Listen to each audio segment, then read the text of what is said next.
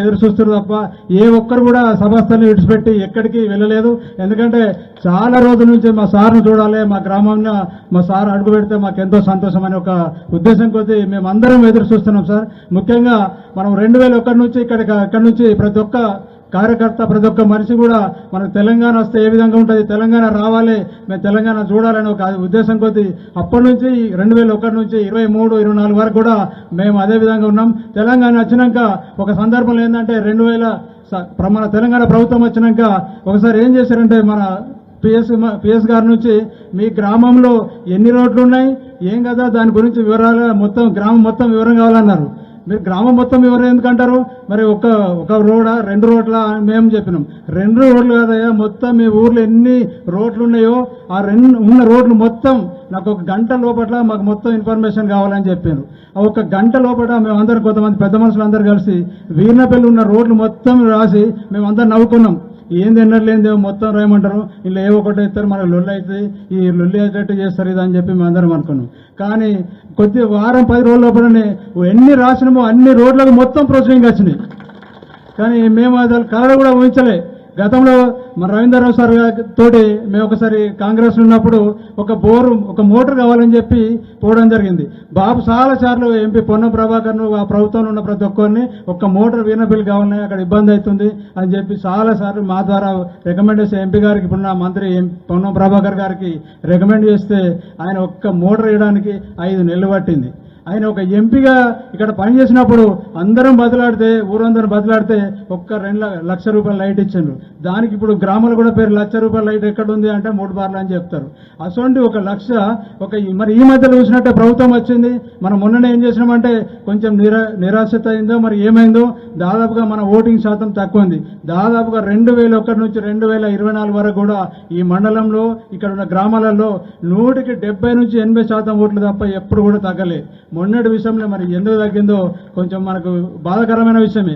కానీ ఇప్పుడు కూడా ఎలక్షన్ వస్తున్నాయి కాబట్టి అలాంటి కార్యక్రమం కాకుండా మొన్నటి పోయిందాన్ని ఏది పోయిందో దాన్ని తీసుకురావడానికి కోసం మనందరం కార్యకర్తలం ప్రతి ఒక్కరు కూడా ముందుకు నడిచి ఏ ఒక్కటి కూడా నిర్లక్ష్యత చేయకుండా ప్రతి ఒక్కరు కూడా ఇంటింటికి తిరిగి మనం ఏం పోయింది, మన తెలంగాణ వచ్చిన తర్వాత మన ప్రభుత్వం వచ్చినాక ఏం జరిగింది, ప్రభుత్వం పోయినాక ఏం జరుగుతుంది, మరి గతంలో ఎంపీని ఓడిపోయిండు మన ఎంపీ వినోద్ కుమార్ సార్ మన గ్రామానికి మన మండలానికి ఎన్నో రకాల సేవలు చేసినా కానీ మరి ఆయన ఓడిపోవడం జరిగింది.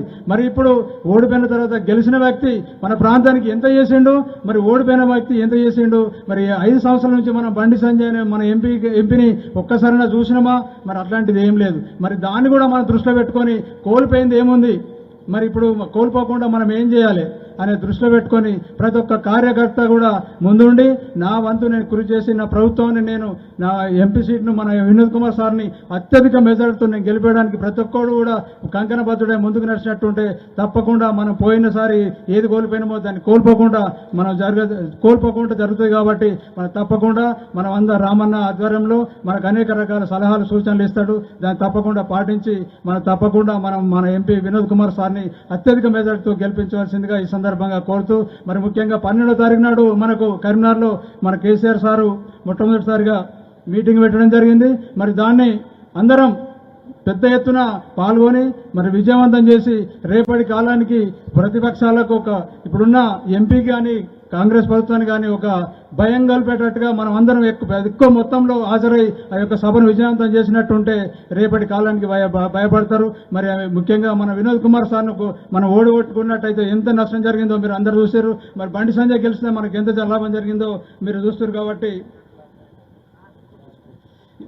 మన పక్కన చూస్తున్నాం వినోద్ కుమార్ సారు మనకు కావాల్సింది దాదాపుగా 250 ఎకరాలకు పట్టాలు లేని జంగు సిపోయిన భూమిని పట్టాలు ఇప్పించి 250 ఎకరాలకు ఇలా రైతులకు పాస్బుక్లు ఇచ్చినట్టుంటే దాని ద్వారా మనకు రైతు బంధు వస్తుంది, మందు బస్తలు కానీ ప్రతి ఒక్క లోన్ తీసుకోవడానికి లోన్ మాఫీ చేస్తే దాని ద్వారా ఎన్నో లాభాలు జరిగింది. మన పక్కనే చూస్తున్నాం 5 కోట్ల రూపాయలతోటి మన పాఠశాలను చూసినట్టుంటే గతంలో ఎట్లుండే ఇప్పుడు పాఠశాల ఎట్లుంది, మరి వినోద్ కుమార్ సార్ చేస్తే ఎట్లుంది, మరి బండి సంజయ్ చేస్తే ఎట్లుండదు అనేది మనం ఒకసారి చూడాల్సిందిగా ఈ సందర్భంగా కోరుతూ మరి నాకు ఇచ్చిన అవకాశానికి మీ అందరికీ ధన్యవాదాలు తెలుపుతూ